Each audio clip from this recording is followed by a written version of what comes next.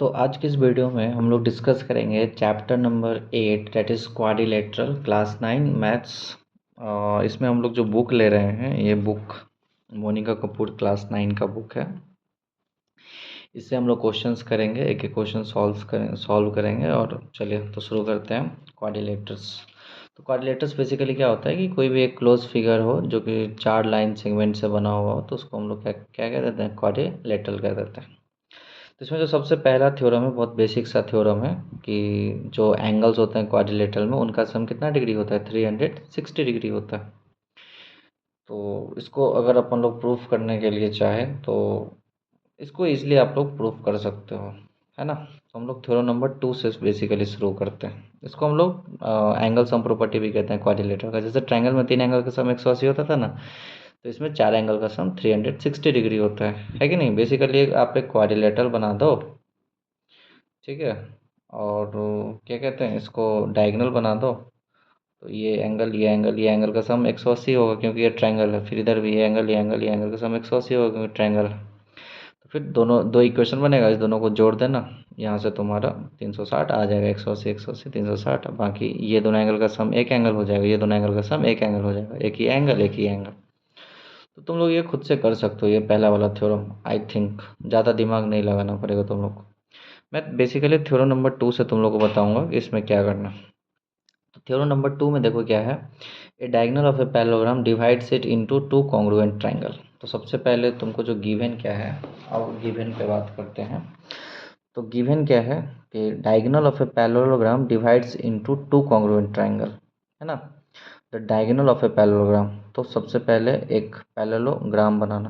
अब पैरेललोग्राम जैसे ही बोल दिया है, तो पैरेललोग्राम मान लो तुम्हारा ए बी सी डी है। तो पैरेललोग्राम क्या होता है, जो ए बी होता है वो पैरेलल होगा सी डी के, है ना। और जो तुम्हारा सी बी होगा वो भी पैरेलल होगा किसके, ए डी के। और यहाँ से मैं कह सकता हूँ कि ए बी जो होगा वो इक्वल होगा सी डी के, और जो ए डी होगा वो इक्वल होगा सी बी के। Sum of pair of opposite sides are equal and parallel, यही तो पैरेललोग्राम का डेफिनेशन होता है कि जो अपोजिट साइड्स होते हैं वो पैरेलल होंगे और इक्वल होंगे, है ना। तो ए बी जो होगा वो लेंथ में इक्वल होगा सी डी के और पैरेलल भी होगा। ऐसे ही सी बी जो होगा वो ए डी के इक्वल होगा और पैरेलल भी होगा। तो प्रूफ करना है कि इसके जो डायगोनल हैं, इसके जो डायगोनल ऐसे करके बना दिया, ये दो कॉन्ग्रुएंट ट्रायंगल में बांटते हैं। तो ईजिली इसको तुम लोग प्रूफ कर दोगे, ठीक है। जैसे कि ये लाइन पैरेलल है, तो ये एंगल और ये एंगल इक्वल होगा कि नहीं होगा, बताओ तो यार। अल्टरनेट इंटीरियर एंगल इसको कहते हैं कि नहीं। तो लेट से इसको एंगल 1 बोल दिया, इसको एंगल 2 बोल दिया। तो लिखना as C D is parallel to A B, therefore angle 1 equal to में angle 2, reason alternate interior angle. अब देखो ये दोनों लाइन भी पैरेलल है, तो B C is parallel to A D. तो तुम लोग कह सकते हो क्या कि एंगल 3 जो होगा वो एंगल 4 के बराबर होगा। सो एंगल 3 इक्वल टू में एंगल 4, ये भी होगा अल्टरनेट इंटीरियर एंगल। और ये साइड तो कॉमन ही है ना, ये साइड तो कॉमन ही है। तो तुम क्या कह सकते हो, angle side angle, angle side और एंगल, है ना। तो तुम लिख दो सी ए इक्वल टू में ए सी। तो ये तो हो गया तुम्हारा, ये देखो ये एंगल, ये भी एंगल, और ये हो गया साइड। तो ये हो गया तुम्हारा एंगल साइड और एंगल। तो बाई एंगल साइड और एंगल तुम्हारा जो ट्रायंगल है डी सी ए, और D C A is congruent to, यहाँ से क्या हो जाएगा, देखो डी सी ए लिए हो ना, तो यहाँ से अगर तुम लेना चाहोगे तो डी के बाद सी का, तो यहाँ से लेना चाहोगे बी ए सी, क्या हो जाएगा बी ए सी, ठीक है। तो पहला चीज़ तो प्रूव हो गया, the diagonal of a parallelogram divides into two congruent triangle. तो दो कॉन्ग्रुएंट में बांट दिया ना डायगोनल। अब दूसरा चीज़ है in a parallelogram opposite sides are equal. तो अपोजिट साइड्स आर इक्वल होते हैं, देखो ए डी इक्वल टू, इसी के सीपीसीटी से देखो, ए डी इक्वल टू में बी सी, तो ए डी इक्वल टू में बी सी, है ना। ये तो लिख ही दिया था यहाँ पे। और सेकंड चीज़ यहाँ से तुम देख सकते हो ए सी जो है वो ए सी, सही बात है। ए बी जो है वो सी ए के बराबर, देखो ए बी साइड वो सी ए के बराबर, है ना। तो ये सब चीज़ मैं लिख ही दिया था, दूसरा चीज़ भी क्लियर हो गया। तो ये दोनों थ्योरम तुम लोगों का क्लियर हो गया है। अब चलते हैं थ्योरम नंबर 3 पे। तो चलिए फिर,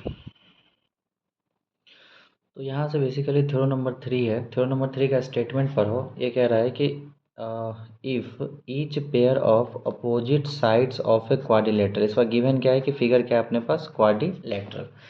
तो गिवन क्या है अगर एक बार पता चल जाता है ना तो फिर क्लियर हो जाता है सारा मामला। तो क्वाड्रिलेटरल बना दो,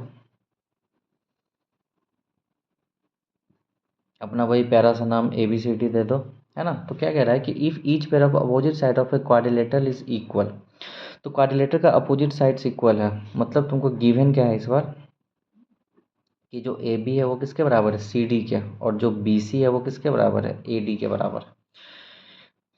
then it is a parallelogram, तो प्रूफ करो कि ये पैरेललोग्राम है। तो इसमें एक कंस्ट्रक्शन कर दो छोटा सा कि तुम A को C से ज्वाइन, है ना, A टू C, A को C से ज्वाइन कर दो, सिंपल सा बात। तो ये फिर से दो ट्रायंगल बन गया कि नहीं बन गया। तो तुमको क्या प्रूफ करना है कि ये पैरेललोग्राम है। तो पैरेललोग्राम प्रूफ करने के लिए क्या चाहिए कि AB जो होना चाहिए वो पैरेलल होना चाहिए CD के, और AB तो इक्वल गिवन ही है पहले से ही, है कि नहीं। तो अगर तुमने पैरेलल प्रूफ कर दिया ना AB को CD के और BC को AD के, ठीक है, ये भी तुमको पैरेलल प्रूफ करना है। तो बस तुमको पैरेलल प्रूफ करना है क्योंकि दोनों इक्वल तो पहले से दिया हुआ है, और पैरेललोग्राम का डेफिनेशन ही होता है कि अपोजिट साइड्स इक्वल होने चाहिए और पैरेलल होने चाहिए। तो यहाँ से देखो कैसे हम लोग इसको पैरेलल करते हैं, एकदम सिंपल है। ट्रायंगल ले लेते हैं, यहीं पे लिख देता हूँ इन ट्रायंगल ABC। ये सारे इजी इजी थ्योरम्स है यार। फिर से ले लेता हूँ ADC, है ना, ADC, ये दोनों ट्रायंगल ले लेता हूँ। तो इसमें जो AB साइड है वो किसके बराबर है, CD है, और जो तुम्हारा BC साइड है वो DA के बराबर है, BC इक्वल टू में D है, और जो तुम्हारा AC है वो क्या है, C है। ये तो कॉमन है ना, देखो ये दोनों चीज़ अपने को क्वेश्चन में ही गिवन था, और ये तो कॉमन है, क्या है बाबू, कॉमन।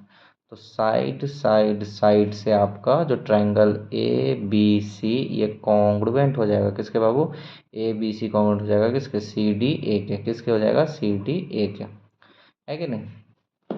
और CPCD से तुम क्या कह सकते हो, देखो यहाँ पे एंगल A एंगल C के बराबर है, तो एंगल A ये कंप्लीट एंगल नहीं है, ये इतना ऐसा एंगल A जो है ना, ये एंगल लेट से इसको 1 बोल दिया और इस एंगल को बोल दिया 2। तो जो तुम्हारा एंगल 1 है ना CPCD से, देखो CPCD तुम लोग पढ़ चुके होगे इससे जस्ट पिछले वाले चैप्टर में, that is corresponding part of congruence triangle. तो यहाँ से जो एंगल 1 होगा वो एंगल 2 के बराबर होगा। इसको हम लोग क्या कहते हैं बाबू, बताओ यार, अल्टरनेट इंटीरियर एंगल, है कि नहीं। एंगल 1 एंगल 2 क्या है, देखो अल्टरनेट इंटीरियर एंगल है।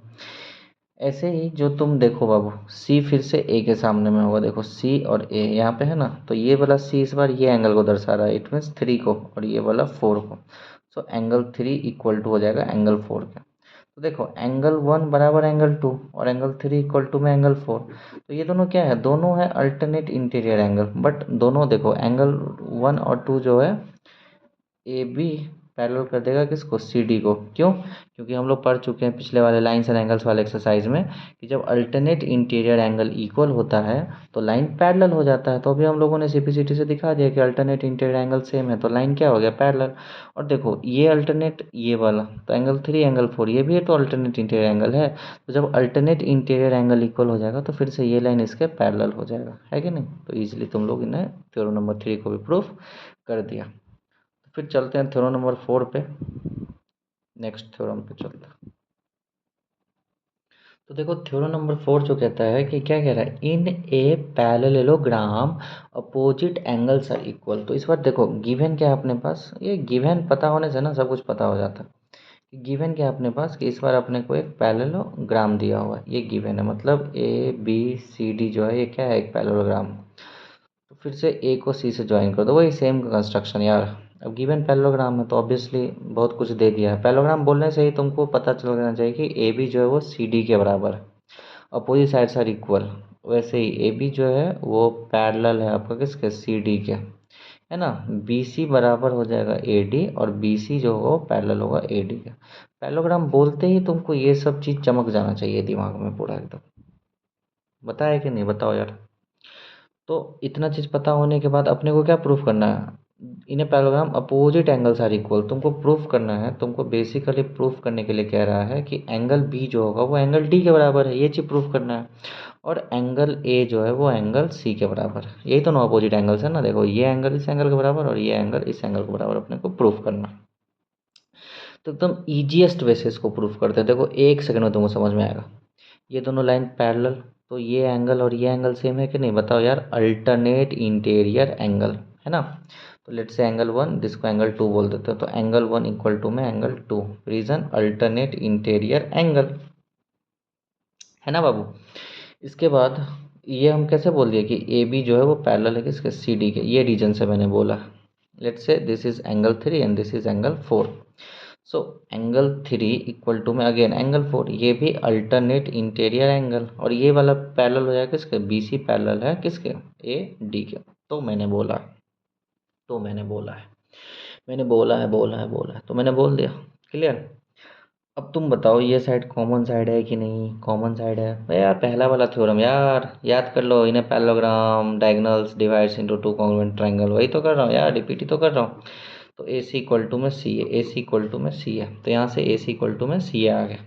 तो आपका angle side angle, angle side angle से फिर से आपका जो ए बी सी है, ए बी सी ये कॉन्ग्रुएंट हो जाएगा इसका, सी डी एक है, सी डी एक है। कॉन्ग्रुएंट होने के साथ साथ तुम देखो एंगल बी और एंगल डी सेम आ गया, सी बी सी डी से एंगल बी इक्वल टू में आ गया एंगल डी। चलो इतना तो आ गया। अब बेसिकली तुमको क्या प्रूफ करना है बेटे, कि एंगल ए जो है एंगल सी के बराबर है, तो इसको तो चुटकी बजा के प्रूफ कर सकते हो यार। तो देखो चुटकी कैसे बजाना है। देखो एंगल 1 जो है वो किसके बराबर में, एंगल 2 के बराबर में। तो हम लोग समझे ना कि इक्वल में इक्वल को जोड़ देते हैं बेटा। और एंगल 3 जो है बेटा यहाँ से किसके बराबर में, एंगल 4 के बराबर।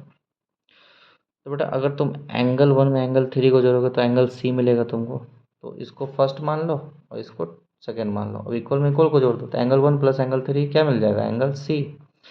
दोनों को प्लस करना है, और एंगल 2 और एंगल 4 क्या मिल जाएगा, एंगल ए। तो एंगल ए भी एंगल सी के बराबर आ गया। तो उम्मीद करता हूँ थ्योरम नंबर 4 भी तुम लोग को अच्छे से समझ में आया होगा। थ्योरम क्या था, in a parallelogram opposite angles are equal.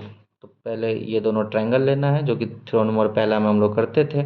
ये लाइन पैरेलल है क्योंकि पैरेललोग्राम दिया हुआ है, तो ये एंगल सेम। फिर ये लाइन पैरेलल, तो ये एंगल सेम, ये साइड कॉमन, तो एंगल साइड एंगल से ये कॉन्ग्रुएंट हो जाएगा। कॉन्ग्रुएंट होने से सी पी सी डी से angle D equal to angle B आ जाएगा। फिर ये एंगल इसके बराबर है लिख दिया, फिर ये एंगल इसके बराबर है लिख दिया, फिर दोनों को जोड़ दिया, इक्वल में इक्वल को जोड़ सकते हैं। तो एंगल सी इक्वल टू में एंगल ए आ गया। देख रहे हो थ्योरम कितना इजीली हो रहा है। तो चलो फिर नेक्स्ट थ्योरम पे चलते हैं, थ्योरम नंबर 5 पे।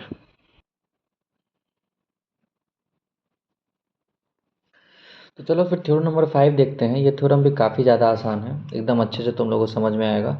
अगर नहीं समझ में आए तो प्लीज़ कमेंट बॉक्स में एक बार कमेंट कर देना, मैं पर्सनली समझा दूंगा।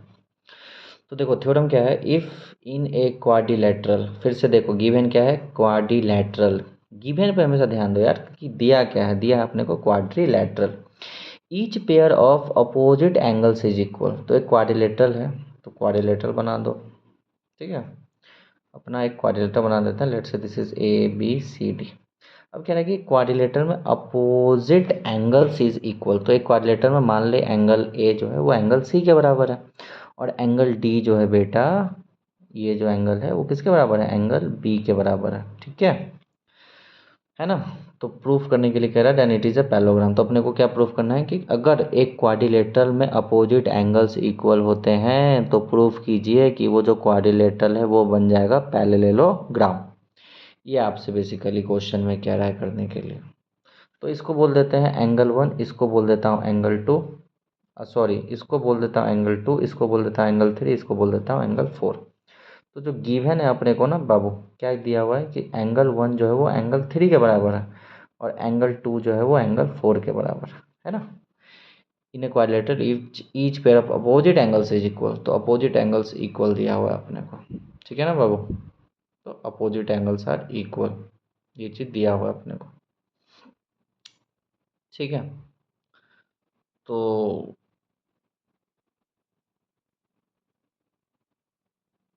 सॉल्व करते हैं फिर।